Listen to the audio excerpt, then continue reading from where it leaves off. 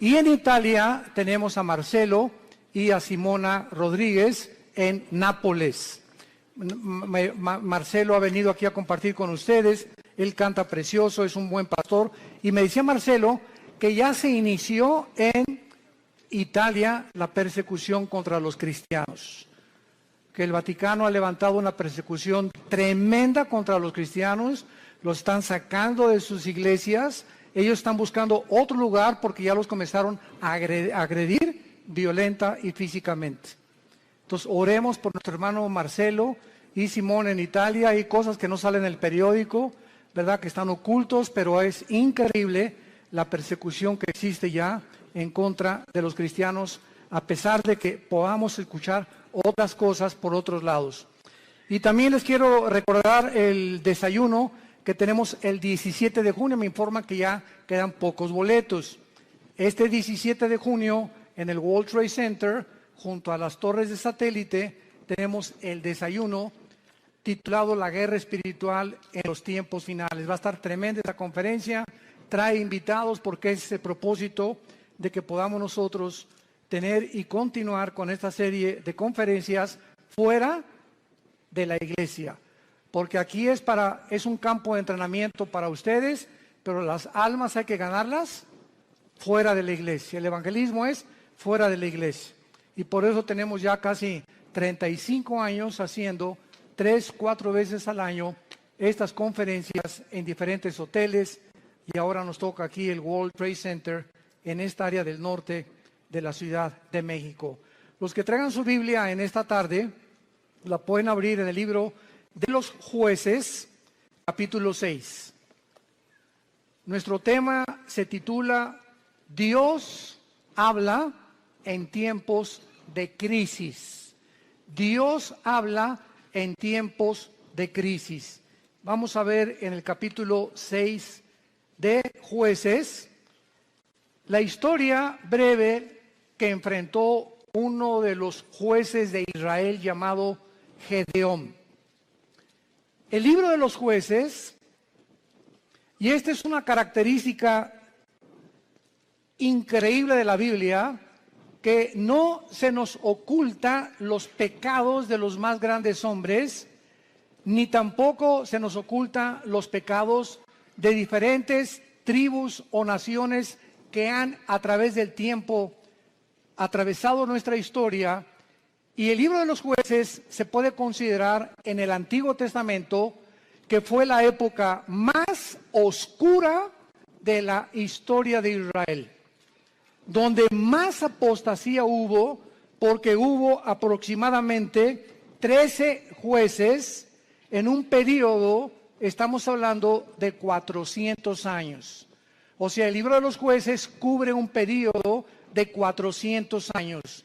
Cubre 7 apostasías, 7 esclavitudes bajo 7 naciones paganas y 7 liberaciones de Dios.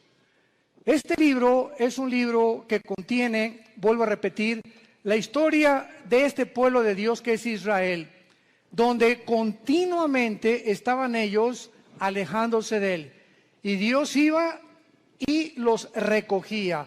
Pero siempre Dios tiene hombres o mujeres que Él escoge para que tú vayas a tu casa a traer a tu familia a la cruz, para que puedas traer a tu nación a la cruz, para que en tu escuela comiences a alborotar la escuela y a conseguir que en tu escuela se hagan conferencias, para que podamos alcanzar al mayor número de personas, para que en tu negocio, en tu consultorio médico, en tu bufete de abogados, en tus despachos de contaduría, en tu taller de carpintería, Dios nos llama a nosotros para que seamos luz. Y mientras nosotros no estamos haciendo nada, los malos van a prosperar. Decía un gran hombre que la maldad existe porque los buenos no hacen nada. Entonces, si nos limitamos a ser cristianos de domingo y solamente venimos el domingo a persinarnos y a tener un devocional, oír la palabra, y no entendemos la responsabilidad tan enorme que Dios nos ha encomendado, estamos muy, muy lejos de poder verdaderamente presentarnos delante de Dios sin tener nada de qué avergonzarnos. El libro de los Jueces describe, repito, una de las peores épocas que atravesó Israel. Fueron tiempos de apostasía muy grandes, por lo que Dios tenía que levantar hombres para que volvieran el corazón del pueblo a Dios. Estos jueces o estos líderes que en esta época Dios levantó, eran épocas de emergencia nacional y conducían al pueblo a la guerra, dirigiendo a la nación y ejerciendo las funciones de magistrados, de militares y de civiles al mismo tiempo. Porque en esta época, ¿verdad?, el sacerdocio estaba por los suelos y no había realmente un gobierno civil que se pudiera respetar. Esta es, en Jueces capítulo 6, la cuarta vez en el libro, la cuarta vez que Dios levanta una nueva generación que le fallaba a Dios. Y esta generación había sido cautivada por el mundo. Era una generación donde vivían, y vamos a comparar esta época, que por eso escogí este capítulo, con la crisis emocional, social, política, diplomática y emocional que estamos viviendo tú y yo en este siglo XXI al cual hemos entrado. Esta generación, ¿verdad?, dejaron de vivir separados para Dios y a desear el estilo de sus vidas mezclándose en las fiestas, en las diversiones, en todos los ritos paganos, con un cristianismo completamente diluido. El mensaje que se propagaba ya no era el mensaje del evangelio como ahora en nuestra época. Mi esposo y yo, que hemos estado viajando estos últimos meses, cada vez nos encontramos con todos los cristianos o iglesias a donde vamos, aquí, fuera de México, en Estados Unidos, buscando una iglesia que les dé alimento espiritual, que les dé una sana doctrina, que puedan realmente sentirse edificados con la palabra de Dios, y están buscando por todos lados por la forma tan diluida en la que el evangelio se ha propagado. Y al mismo tiempo vivimos una época de cinismo espiritual. Hace algunos días yo estaba en una conversación con una persona que conozco hace muchos años en Cristo. Bueno, este es solamente como un ejemplo de introducción al libro de los Jueces. Y esta persona yo la conozco ya hace muchos años. Es más, él vino y se convirtió bajo nuestro ministerio. Y entonces yo oí hace como algunos meses que él había abandonado a su esposa y había abandonado a sus hijas. Y se había ido, pues, desde luego con un amante, ¿verdad? Con otra muchacha, su secretaria, o no sé, no importa quién haya sido. Entonces me encuentro yo a esta persona y comienzo a decirle, oye, ¿qué fue lo que sucedió? ¿Verdad? Que estoy en mi corazón partido a la mitad por lo que tú has hecho. ¿Y saben ustedes lo que me contestó esta persona que tenía aproximadamente o tiene casi 15 o 20 años en Cristo? Bueno, pero ya nos perdonó Dios. Le digo, bueno, te perdonó a ti. No es que mi esposa pues ya también anda abusando otro. Pues claro, le dije, no se va a quedar a vestir santos. Si tú te vas con la amante y te casas con la otra, tu esposa no se va a quedar a esperarte toda la vida. Entonces no vengas con ese cinismo y decirle, pues ella arregló su vida, ya nos perdonamos los dos y ya me perdonó Dios. Inmediatamente lo que yo detecté fue lo siguiente, que hay cantidad de personas que se llaman cristianas y que piensan de la misma forma, total que Dios me va a perdonar y me puedo divorciar y ya que me case con otro y forme otro hogar, entonces ya Dios me puede perdonar y comienzo nuevo. Porque él me dijo, bueno, ¿y ahora qué sigue? Le dije, lo que siguiera es lo siguiente, si tú abandonas a tu esposa por adulterio y por otra mujer, tú te arrepientes de tus pecados y esperas que tu esposa te perdone y te esperas antes de casarte a que se case ella primera para que tú quedas libre. Esa es la forma en la que la Biblia nos traza el divorcio, el adulterio. Para Dios es algo gravísimo el divorcio, gravísimo. Porque es la santidad más grande que existe y la institución más santa que existe, el matrimonio. Y ahora por cualquier cosa, todo mundo busca, hasta porque no me cocina bien, me busco otra cocinera. Es increíble ligereza en la que la sociedad se encuentra actualmente. Y de acuerdo a la Biblia, la única causal de divorcio es el adulterio, nada más. Que me pega, pues te esperas y oras por él y se separan temporalmente, pero es el adulterio la única razón, y el abandono de hogar, que el gavilán te pega y se va con otra, que abre la jaula y que vuele lo más lejos que pueda. Pero bajo ninguna otra circunstancia la Biblia aprueba el divorcio. Todo esto lo vamos a tratar en el seminario de matrimonios allá en la Riviera Maya. Estoy preparando una serie de mensajes tremendos. Los esperamos que nos acompañen ahora en octubre. Y este es solamente un caso de cómo vivían los jueces. Era un tiempo de cinismo espiritual. Era un tiempo en que todo lo tomaban a la ligera. Al cambio que Dios me perdona. Esto se llama tomar la gracia con libertinaje. Aprovecharse de la gracia de Dios y vivir una vida de libertinaje. Pues al cambio que Dios me perdona. Vamos a ver estas crisis en la época de Gedeón. Capítulo 6. Del 1 al 5, veamos el escenario en el que se encontraba Gedeón. Los hijos de Israel hicieron lo malo ante los ojos de Jehová, y Jehová los entregó en mano de Madián por 7 años. Recordemos que Madián era uno de los hijos de Cetura, la segunda esposa de Abraham. Cuando se murió Sara, se casó con Cetura, y de ahí nacieron los madianitas. Lo podemos ver en Génesis capítulo 25. Entonces los madianitas eran primos hermanos de los israelitas, o medios hermanos de los judíos. Y la mano de Madián prevaleció contra Israel. Y los hijos de Israel, por causa de los madianitas, se hicieron cuevas en los montes, cavernas y lugares fortificados. Pero pues sucedía que cuando Israel había sembrado, subían los madianitas y amalecitas, y los hijos del oriente contra ellos subían y los atacaban. Y acampando contra ellos, destruían los frutos de la tierra hasta llegar a Gaz. Y no dejaban que comer en Israel ni ovejas, ni bueyes, ni asnos. Porque subían ellos y sus ganados, y venían con sus tiendas en grande multitud como langostas. Ellos y sus camellos eran innumerables, así venían a la tierra para devastarla.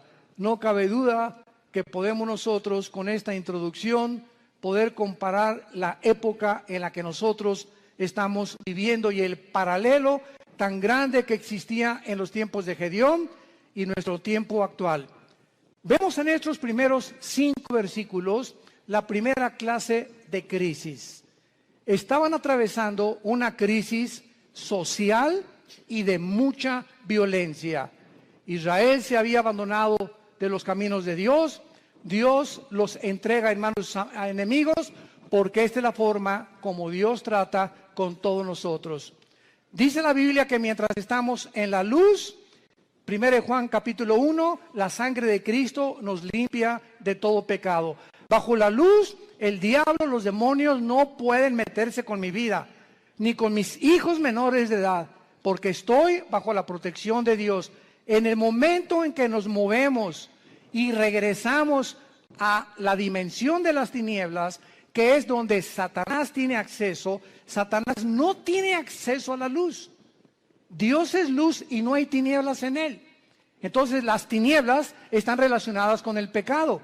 El momento en que tú pecas, o ya traes una mujer en tu mente que no es tu esposa, o ya metiste pornografía a tu casa, o ya comenzaste a hacer cosas que son desagradables a los ojos de Dios, sin que tú te des cuenta, si tú mantienes este tipo de vida, comienza el cerebro y las emociones a ser afectadas, y entonces viene lo que se llama el engaño, donde comienzas a engañarte, porque el pecado tiene el poder de engañarnos, y comienzas a convencerte que no estás tan mal. No, esa es una prostituta, esa sí está mal. No, yo no soy con mi compadre si es borracho, parrandero y jugador. Yo por lo menos estoy casado con mi esposa y tengo mis aventuritas, ¿verdad? De vez en cuando, una canita al aire, pero de vez en cuando. Y Dios es un Dios que dice la Biblia, sus párpados nos examinan y nuestros caminos están delante de Él las 24 horas del día. Y cuando viene el engaño, cuando vienes tú a la iglesia a oír la palabra de Dios como los domingos o los estudios entre semana que muchos de ustedes toman o en el ITI, el propósito de Dios al exponernos a su palabra es abrirnos el entendimiento para convencernos de pecado. Siempre que hay un mensaje de la Biblia, hay algo que el Espíritu Santo usa que se llama la convicción de pecado, porque solo Él, ni el pastor, ni tu compadre, ni nadie te va a convencer que estás mal más que la palabra de Dios. Entonces nos exponemos a la palabra de Dios y tú en esta tarde que escuchas tienes esta oportunidad en la que Dios te está hablando. Yo no sé tu vida. Muchos dicen, es que ¿quién le contó mi vida? Nadie me ha contado tu vida, ni te conozco, mosco. Entonces ese es un problema tuyo y con Dios, pero Dios usa la Biblia y si tú cuando oyes la palabra de Dios no te arrepientes y sales por esa puerta igual que como entraste, viene lo que se llama la dureza del corazón, que se usa con la palabra porosis en el griego, que es cuando un carpintero o una persona que usa instrumentos de martillos y de cinceles está golpeando y golpeando hasta que te salen callos en las manos. Esto es un fenómeno muy interesante. Y cuando te salen callos, lo interesante que el callo no tiene células. Le metes al callo una aguja y no lo sientes. Trátalo y vas a ver cuando te salga un callo, porque es tejido muerto.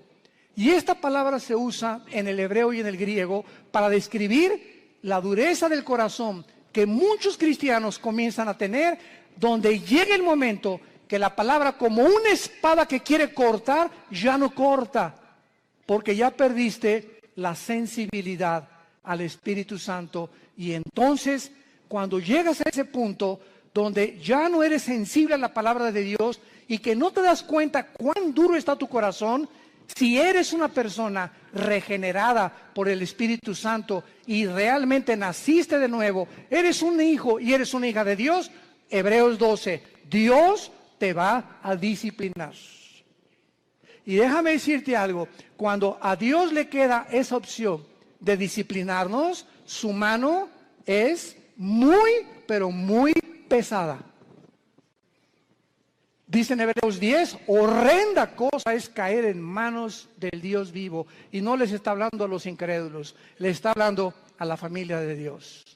Su mano es muy pesada porque Cristo dijo, es preferible que pierdas tu mano, tu pierna, tu brazo o tus ojos o lo que sea físicamente a que entres al infierno entero. ¿Cuántas veces las cosas que nos pasan, accidentes, problemas morales en la familia, etcétera, etcétera, tienen el único propósito de hacer que regresemos a la cruz? Porque Dios sabe, nos ama tanto, tanto, tanto Jesús, que Él prefiere que podamos sufrir físicamente o moralmente con la única razón de regresar a la cruz. Esta crisis social en que estaban viviendo los madianitas provocó, dice la Biblia, que comenzaron a vivir escondidos en cuevas, escondiendo todo lo que tenían en lugares fortificados, vivían en temor. En segundo lugar, en el versículo 6 dice la Biblia, de este modo empobrecía Israel en gran manera por causa de Madián, y los hijos de Israel clamaron a Jehová. Vemos nosotros que aparte de una crisis social, se encontraban en una crisis emocional y económica. Gedeón se encontraba escondiendo el trigo para que no se lo robaran.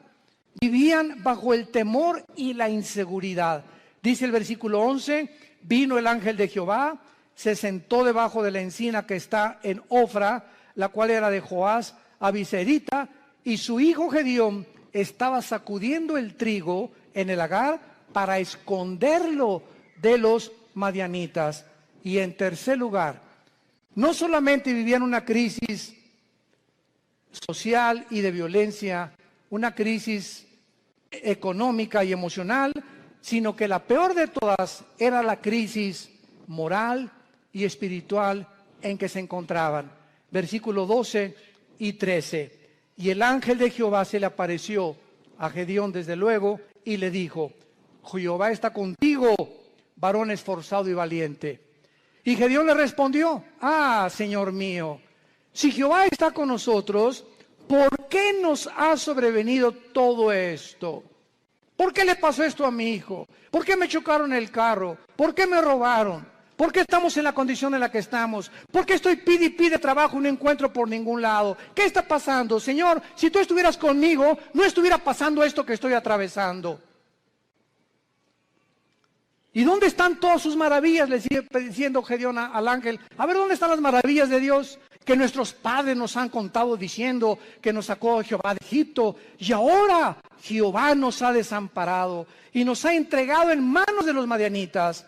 Y mirándole Jehová le dijo: ve con esta tu fuerza y salvarás a Israel de mano de los madianitas. ¿No te envío yo? Vamos a ver esta aplicación rápido de las tres crisis sociales para continuar desarrollando esta conferencia. De la misma manera, la sociedad en que vivimos ahorita, vivimos una crisis social, oprimida por la inflación, las guerras, el hambre, las naciones fuertes oprimiendo a las débiles, crímenes, secuestros, robos, actos de terrorismo al inicio del siglo XXI.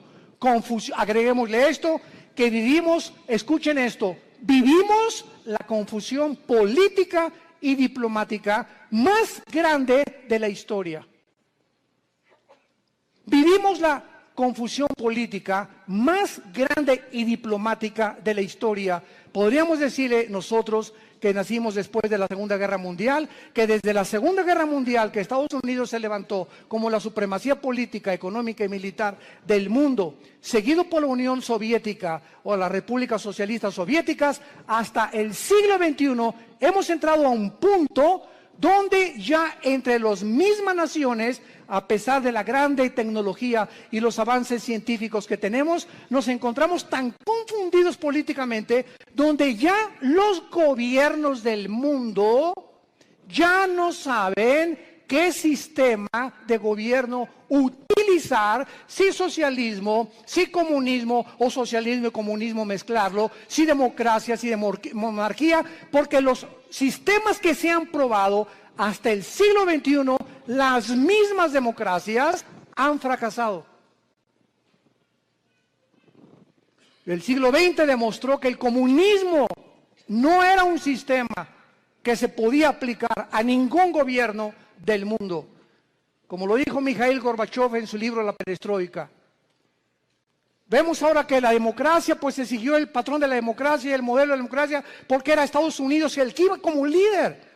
Y los países dijeron, bueno, pues si en Estados Unidos el mejor vestido, el país mejor vestido, el mejor alimentado, el que más guerras ha conquistado, guerras ha ganado, y el que sacó al comunismo, al fascismo y al nazismo del siglo XX, vamos a seguir ese modelo. Y vemos ante nuestros ojos, al entrar aquí al siglo XXI, los que venimos desde el siglo pasado, que la democracia es una fanfarronería ya. Ya no es cierto que hay democracia. No es cierto que el pueblo gobierna, no es cierto que hay respeto por las instituciones. Vivimos una confusión, un caos político y diplomático, donde todos los sistemas se están derrumbando a nuestros ojos, todas las ideologías se están desmoronando, todo está cayendo delante de nuestros ojos, y ahorita los jóvenes, nunca como en los últimos 10 años había habido tantos suicidios de muchachos de 8 a 16 años. Nunca había habido tantos suicidios. Los jóvenes se están quitando la vida, no quieren vivir en el mundo que tú y yo vivimos. Y ahí están muchos de nuestros hijos también. Dichosos los padres que tienen una educación cristiana a sus hijos. Dichosos sean. ¿Por qué? Porque se están cansados de tantas mentiras, de tanta hipocresía que ven por todos lados.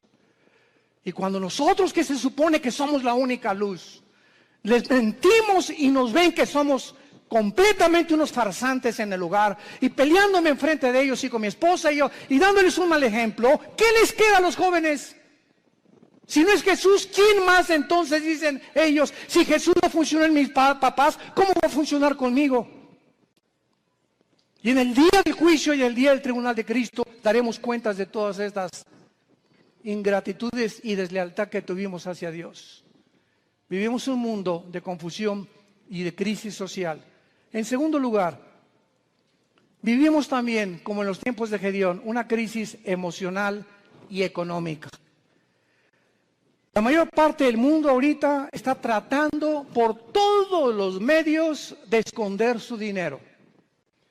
¿En qué puedo invertir mi dinero? No se imagina la cantidad de correos que nos llegan.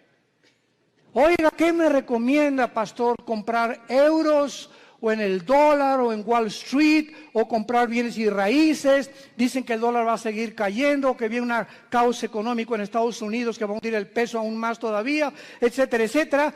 Y todas las cosas que comienzan a bambolearse, como dice en Hebreos 12, voy a sacudir los cimientos del mundo, la economía, la política, los temas, todo va a comenzar a bambolearse. Así vivimos un mundo donde comenzamos a ver que todo es inestable, todo, no hay nada firme, todo está cayéndose a nuestros ojos, la moral por los suelos, como lo vamos a ver también, la política, la economía, la ideología, todo.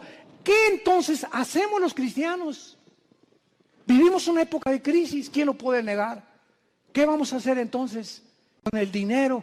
¿Vamos a estar igual que el mundo, preocupándonos en qué invertir, escondiendo el dinero debajo del colchón de la cama? Es la crisis en la que estamos viviendo, emocional y económica. Y tantos impuestos, vive la gente angustiada, temerosos, llenos de estrés. La clínica Mayo en Rochester, una de las clínicas más prestigiadas en medicina, el Hospital Hopkins en Inglaterra, de Estados Unidos, de las instituciones más prestigiadas en medicina, llegaron a un acuerdo el año pasado, que la causa número 1 de problemas físicos en el ser humano actualmente y emocionales tienen una sola raíz. Ya no son ataques al corazón, entonces consecuencias, el problema y el peligro más grande que está asumiendo al mundo ahorita, robándole la salud, se llama el estrés. El estrés. Aún mismo el estrés te hace subir el nivel de tu colesterol y de tus triglicéridos.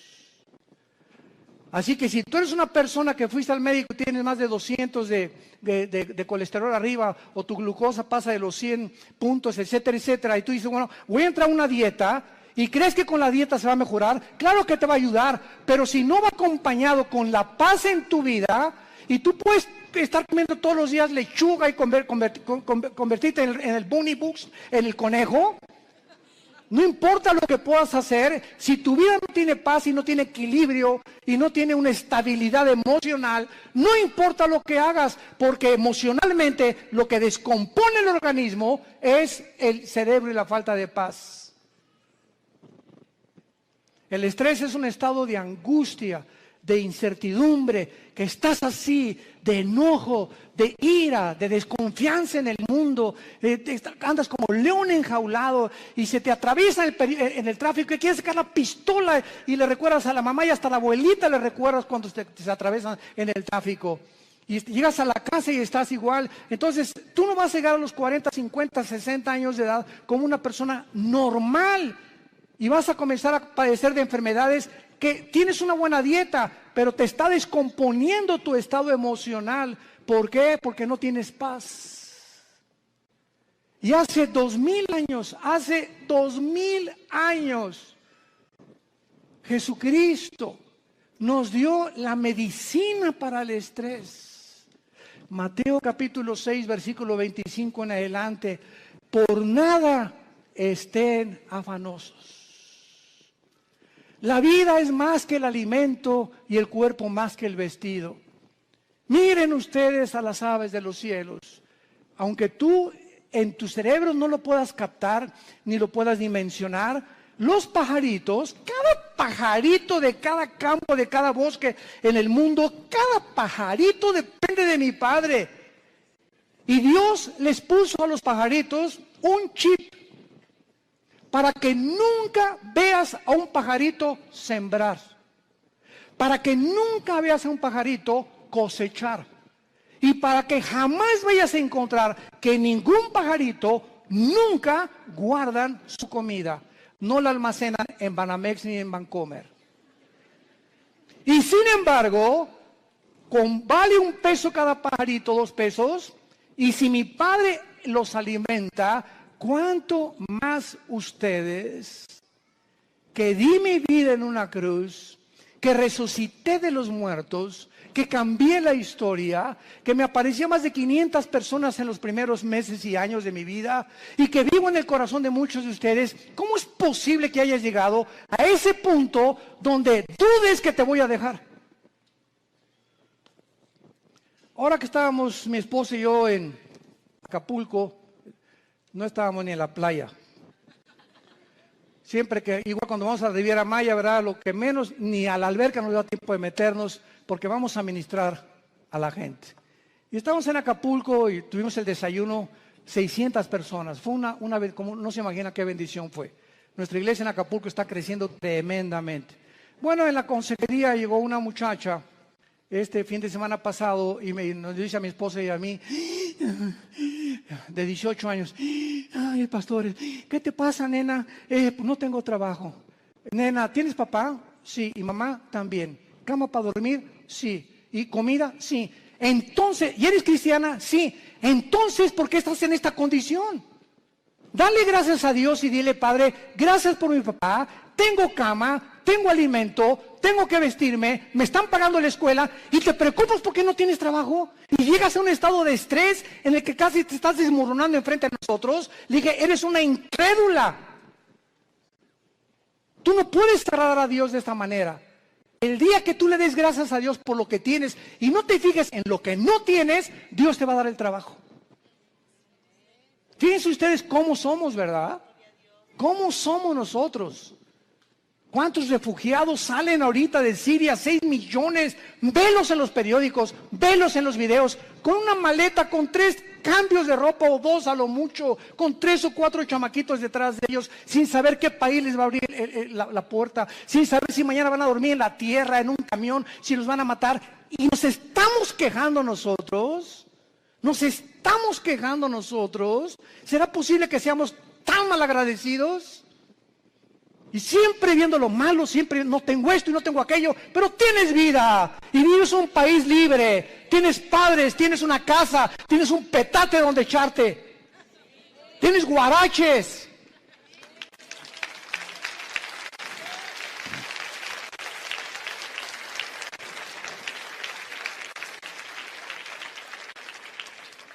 Vivimos una crisis moral y una crisis espiritual, no cabe duda. Y tenemos que entender que no es como comenzamos, recuerda esto, sino como terminamos lo que vale delante de Dios. Como este muchacho que comenzó muy bien, 20 años discipulándolo, ya se va con una otra chamaquita y deja a su esposo y todo. Le digo, recuerda que no es como comenzaste, es como terminaste. Y estás terminando mal. Le dije, vas mal y vas a acabar mal. Comenzaste muy bien, pero todo aquello que tú hiciste no te será tomado en cuenta. Porque lo que importa es cómo llegamos a la meta. Lo que va a contar delante de Dios.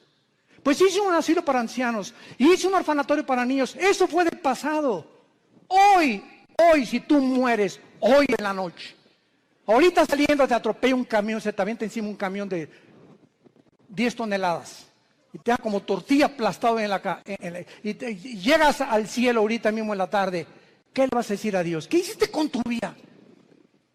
Lo alabaste, lo bendeciste. ¿Cuánto de tu tiempo se lo dedicaste a Él? ¿A cuántas personas les hablaste de Jesús? ¿A cuántas personas de tu familia ya has traído a la cruz?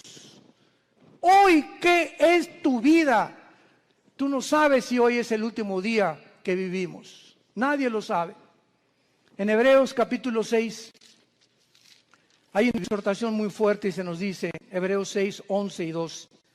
Pero deseamos que cada uno de ustedes muestre la misma solicitud hasta el fin.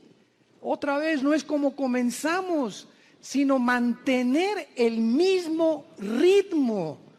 Por eso se compara la vida cristiana con los maratones en Hebreos 12, que corramos de tal manera que alcancemos el premio. Entonces, no es solamente como comenzamos, sino mantener el ritmo, mantener el ritmo, mantener el ritmo. Y vienen los ánimos, y vienen las tormentas, y vienen las lluvias, y problemas, y el dólar, y el petróleo, y las guerras. Y nada te apachurra, nada te amedrenta, nada. Ay, pues ya se las cosas. Ay, ya me quiero morir. No, de todas las cosas. El espíritu que Dios nos ha dado es un espíritu de poder, es un espíritu de amor, de dominio propio. Pero cuando tú te despegas de este libro y cuando tú abandonas a Dios, viene como una catapulta, como un huracán, como un tsunami, todos los problemas en tu vida y no tienes fuerzas para poder soportarlo, ni para poder resistirlo, y te vienes al suelo y te emborrachas y te drogas y abandonas a tu esposa y comienzas a buscar las salidas fáciles porque no tuviste el poder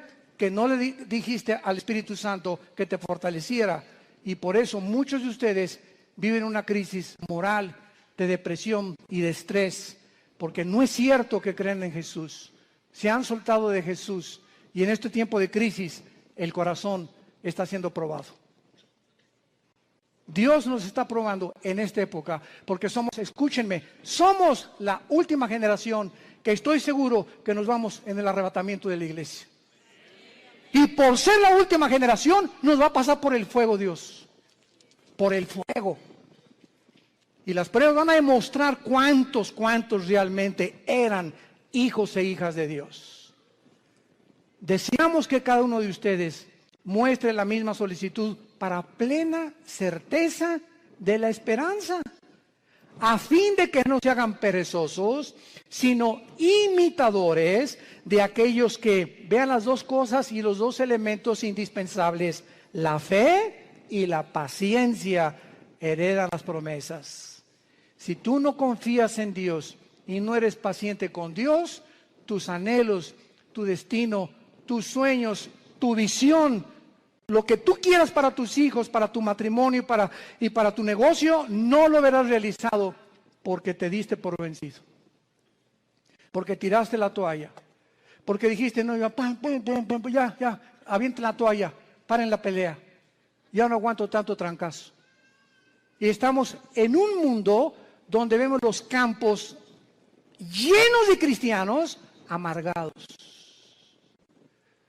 Llenos así, si pudiéramos tener una visión espiritual, así, llenos los campos de cristianos quejumbrosos, amargados, estresados, llenos de rencor, nunca aprendieron a perdonar, nunca se sobrepusieron, nunca pudieron descubrir el poder de la resurrección de Jesucristo en sus vidas, y así te van a enterrar y va a poner un letrero ahí en tu tumba que diga, este fulano nació en las tinieblas, vivió en las tinieblas y regresó a las tinieblas. Nunca vio la luz, no la quiso ver. Y en Hebreos 10, otra exhortación con las mismas características.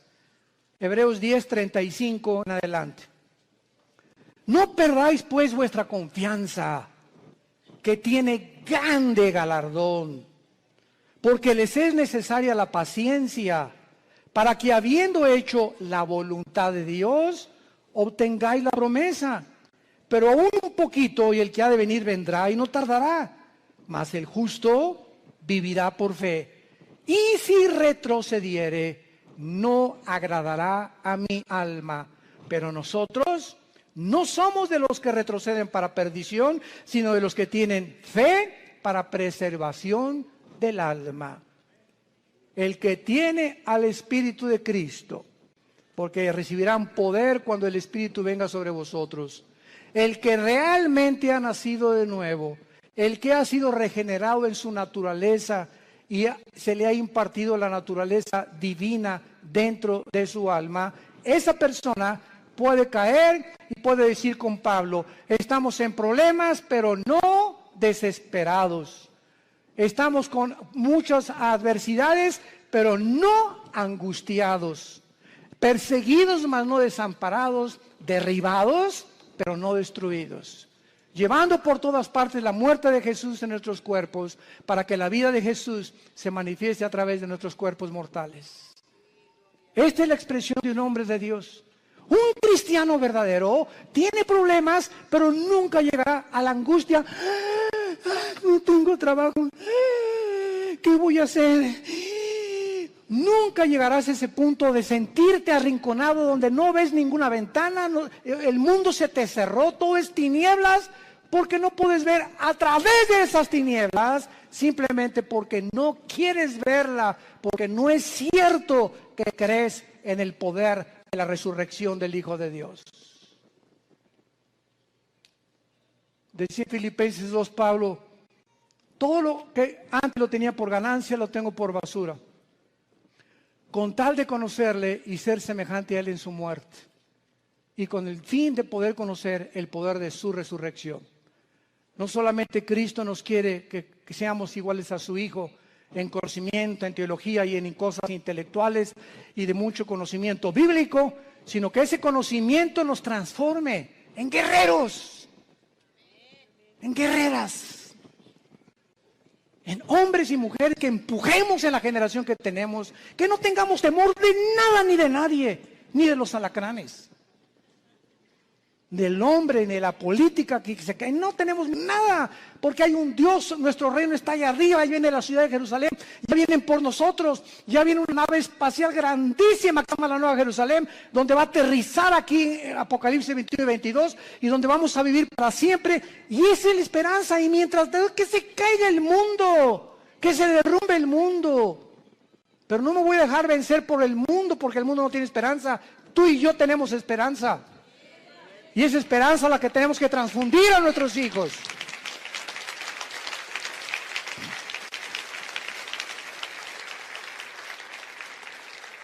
No caigamos en lo que al principio Gedeón estaba cayendo. Si Dios existe, ¿por qué me está sucediendo esto? ¿Por qué Dios no me sale de mis problemas? ¿Por qué me permitió Dios que me casara con esta persona? ¿Por qué Dios me ha abandonado? Cuando entramos en ese punto de depresión, es tan difícil que podamos nosotros salir de él.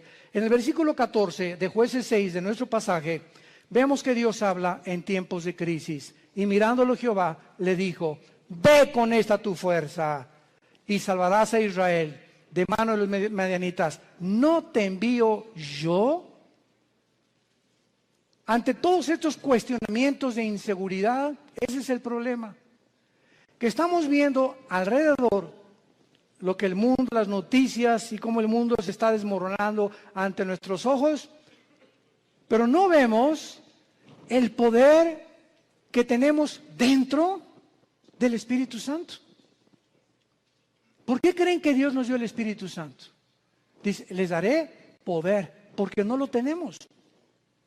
Y es un espíritu de poder, es un espíritu que nos va a hacer sobreponernos a todo lo que atravesemos. Aunque pasemos por el fuego no nos quemará, por el agua no nos ahogaremos.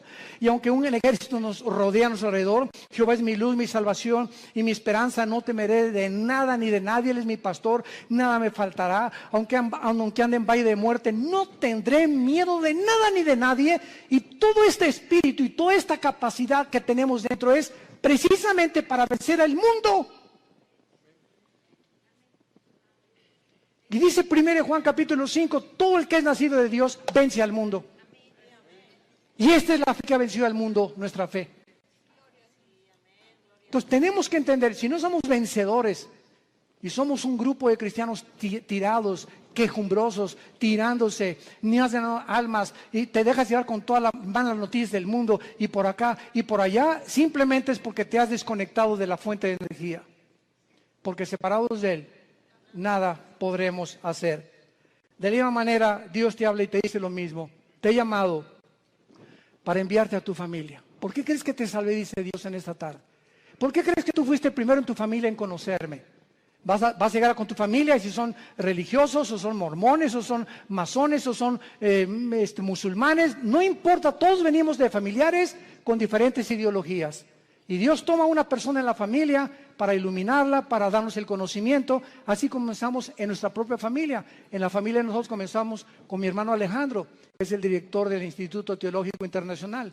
2 años después me convertí yo, después mi hermana, mi mamá, mi abuela, que fue presidenta de la Acción Católica 35 años, la viejita se convierte a los 82 años. Que fue la que murió a los 93 años, Dios la tenga en su presencia. Pero toda la familia de repente, ¿verdad? Con el testimonio y con todos ahorita, todos los nuestros, ¿verdad? Desde luego, ya primos tenemos que no, pero lo que somos hermanos y todos de nosotros, todos somos cristianos y todos servimos a Dios. Fue una bendición enorme, una gracia que Dios nos dio. ¿Pero por qué, verdad? Porque esa es la misión de Dios, salvar familias. Tú y tu casa, yo y mi casa serviremos a Jehová, dijo Josué antes de morir. Y si ustedes creen que no vale la pena servir a Dios, sirvan a los ídolos. Pero yo y mi casa serviremos a Jehová. Y finalmente,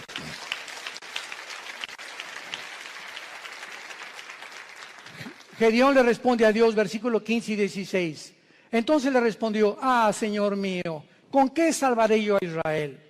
He aquí que mi familia es pobre en Manasés, y yo el menor en la casa de mi padre. Jehová le dijo, ciertamente yo estaré contigo y derrotarás a los madianitas como a un solo hombre. ¿Has tú también argumentado igual con Dios?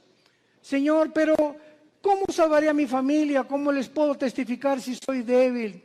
¿Cómo me pones a mí de maestra escuela dominical si con trabajo sé enseñar? ¿Cómo me quieres mandar a mí de misionero si tengo miedo de los afganistanes y ahí en Venezuela? ¿Cómo me mandas a mí de estas cosas? Y siempre estamos viéndonos nuestras capacidades. Siempre estamos viendo lo que nosotros podemos o no podemos hacer. ¿Cómo no me van a mí escuchar si en mi clase les hablo? Soy tartamudo, Señor. No veas tu tartamudez, no veas tus discapacidades, no veas tus debilidades, velo a Él. Eso fue lo que Moisés le dijo también. ¿Cómo me mandas a Faraón? Y le dijo Dios, ¿qué no hice yo el oído, no hice yo la boca? No tengas miedo, vas en mi nombre y yo te daré el poder y la capacidad que ni siquiera conocías, porque cosas que están ocultas y que no han consumido el corazón del hombre y que el hombre no ha conocido son las que Dios tiene escondidas y guardadas para los que le aman y creen en Él. Sé valiente, ve con tu familia, sé valiente con tus amigos, sé valiente en tu trabajo, háblales del Señor, háblales de Cristo. Tú no te imaginas, cuando acabes de hablar, te vas a preguntar, ¿fui yo? Así es, comenzamos a desconocernos. Yo antes de subir un púlpito, ¿verdad? Estuve 3 años de misionero primero en la sierra. Ahí comencé yo de misionero, le comentaba ahorita en la mañana al pastor César. Durmiendo en pisos de adobe entre Oaxaca y Guerrero, en la Costa Chica y en la Costa Grande del 77. Este año, con la gracia de Dios, cumplo 40 años de servir a Dios. Este año. Gracias a Dios. Pero comenzamos. Dormíamos en ladrillos envueltos en periódicos.